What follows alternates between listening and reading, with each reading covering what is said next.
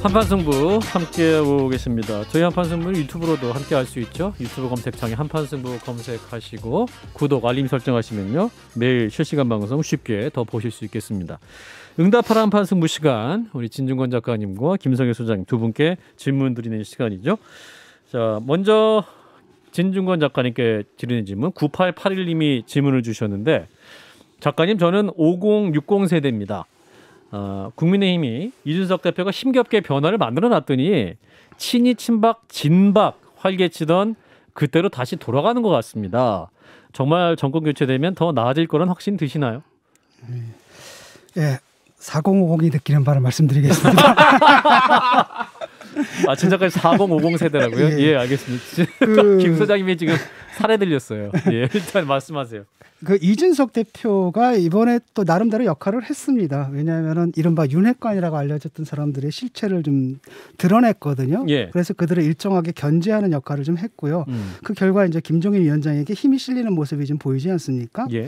그리고 김종인 위원장도 통제 못할 것이다라는 것은 제가 볼 때는 살짝 이준석 대표의 개인 이데올로기예요. 그렇기 때문에 거기 내가 있어야 된다라는 게 좀 있는 것 같고, 꼭 그렇지는 않을 것 같습니다. 그리고 이준석 대표의 처신에도 좀 문제가 있죠. 예를 들어가지고 조수진 공보단장, 이분이 정말 잘못하셨거든요. 예. 이분이 물러난다라고 하면은 그때 그 자리에 있었어야 돼요. 내가 저 사람을 물리쳤다. 예. 그리고 내가 권력 싸움에서 이겼다라는 걸 보여줘야 되는데 그냥 안 하겠다라고 또 나가버렸잖아요. 선대위를. 그러니까 당대표가 당의 가장 중요한 이벤트가 선거인데 그중에서 핵심이 바로 대선인데 그때 역할이 없다라는 게 상식적으로 납득이 안 되잖아요. 예. 그리고 또 돌아갈 다리를 스스로 좀 끊어버린 측면이 있거든요. 이건 좀 잘못한 것 같고요. 저는 윤석열 후보도 그렇고 김종인 위원장도 그렇고 이준석 대표의 가치를 좀 알아봤으면 좋겠습니다. 왜냐하면 이준석 대표가 제가 볼 때는 좀 문제도 좀 있지만은 특히 뭐 2030 남성들 주로 집중하는 이런 경향들이 좀 편향이 좀 보이지만 그럼에도 불구하고 젊은 세대를 대표한다는 상징성이 있거든요. 예.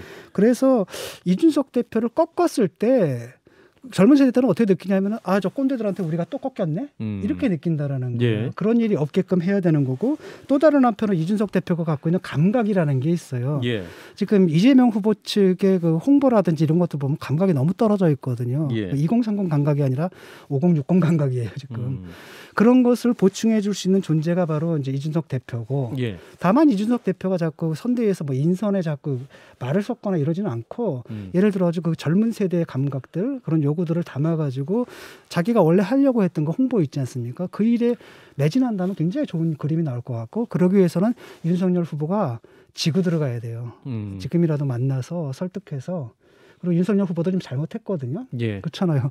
아니 분명히 그런 하극상이 벌어졌는데 민주주의다, 나 책임 못 지겠다, 뭐 이런 식의 태도를 보인 것은 본인의 오류이기 때문에 이번에 가서 사과하고 다시 이준석 후보와 화해하는 것이 좋다고 생각합니다. 예, 알겠습니다. 이게 또 잠시 후에 직감에서 굉장히 얘기를 많이 할 거기 때문에 진중권 작가님의 저 분석에선 100% 동의하는데 그런데 이제 문제는 저 같은 사람한테 하루에 10kg씩 2달만 뛰면 살을 뺄 수 있다라고 말하는 거랑 똑같은. 사실인데 제가 할 의지가 없는 문제가 있거든요. 저도 이렇게 그 가능성이 높다고 보지는 않아요. 그런데 항상 이렇게 해야 된다를 얘기하는 사람이기 때문에 당위를. 알겠습니다. 뭐 잠시 후에 좀 더 깊이 그 문제 논의를 해보고요. 자, 김성애 소장님께 드리는 질문은, 소장님, 민주당 송영길 대표가 안철수 후보의 연대 가능성을 내비쳤습니다. 국민의힘에서도 안철수 후보의 멘토였던 김민전 경희대 교수를 공동선대위원장으로 영입을 했죠. 양쪽 모두 안철수 후보와 연대를 꿈꾸는 상황인데, 소장님 이 상황 어떻게 보시는지? 자, 50일을 만드는 싸움으로 이번 선거는 돼버렸어요. 그러니까 다른 얘기를 좀 하자면, 예를 들어서 옛날에 저희 아버님 세대, 저희 세대는 모르겠어요. 저희 아버님 세대 때 어떤 회사에 들어간다는 건 정주영 회장님 너무 잘하셔. 난 정주영 회장에게 가서 현대맨이 될 거야. 그리고 현대에 뼈를 묻죠. 그리고 현대와 함께 성장하고 현대에서 돈을 벌고 현대에서 은퇴를 합니다. 이러던 시절이 있었는데 요즘은 아무도 그렇게 하는 사람 없습니다. 그러니까 CEO를 보는 게 아니라 당장 내 통장에 얼마 찍어줄 건데, 계약 조건이 얼마인데, 이렇게 되는 거거든요. 그러니까 지금의 유권자들은 그런 판단을 하고 있는 분들이 많이 늘어난 것 같아요. 그래서 어느 쪽이든 안철수 후보를 모시고 가는 것이, 그러니까 예전 같으면 어떻게 안철수랑 같은 팀을 하자는 거야, 뭐 이런 양쪽의 문제제가 전 어느 쪽도 있었을 수 있었다고 생각합니다. 뭐 안철수 대표뿐만 아니라 그것이 누구라고 하더라도 예. 우리가 그렇게 합칠 명분이 있냐? 라는 질문이 이번 선거에는 굉장히 들어가는 것 같고 여하튼 가능한 사람들은 다 모아서 한 팀을 하자라고 하는 것이 약간 흐름으로 있고 유권자들도 그렇게 해서 니네가 어디까지 할 수 있는 데를 보시는 것 같아서 저는 양쪽 다 해볼 수 있는 제안이라고 생각하고 안철수 후보는 그렇게 해서 본인의 정치력을 또 이어갈 수 있는 계기가 되지 않나 싶은 생각입니다. 예. 제가 볼 때는 진 작가님. 그 민주당에서 뭐 실현 불가능하고 알면서 그냥 던지는 것 같고요. 예. 그 안철수 후보의 반응이 뭐였습니까? 그러니까 나랑 함께 문재인 정권 심판하자는 거냐 이렇게 얘기를 하잖아요.